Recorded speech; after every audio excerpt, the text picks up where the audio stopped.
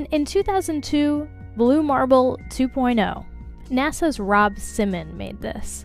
And it had wide appeal too. For example, it ended up as the default background on the iPhone. I didn't even know until I bought an iPhone and turned it on and kind of did a little happy dance. Simon's job is... It's primarily taking data and making pictures out of it. That's what this is, a composite of data sets from several different instruments translated into a picture.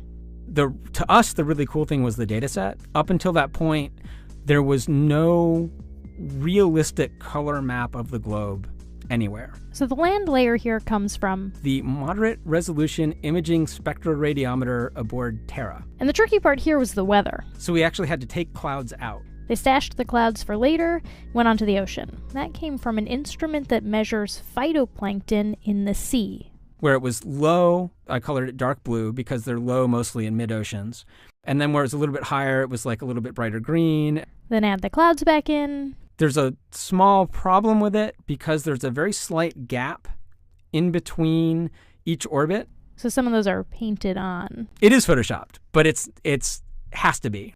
Then there was another layer to sort of simulate the atmosphere. And then there's this little bright spot. It's called the specular highlight. So it's the reflection of sunlight off of water. Those are the pieces, but you can't just slap them all together. It just didn't look realistic. It looks kind of flat, or the clouds are sort of too see-through. So I just hit Command Z a lot. There's artistry to creating the world. It is photoshopped, but it's has to be.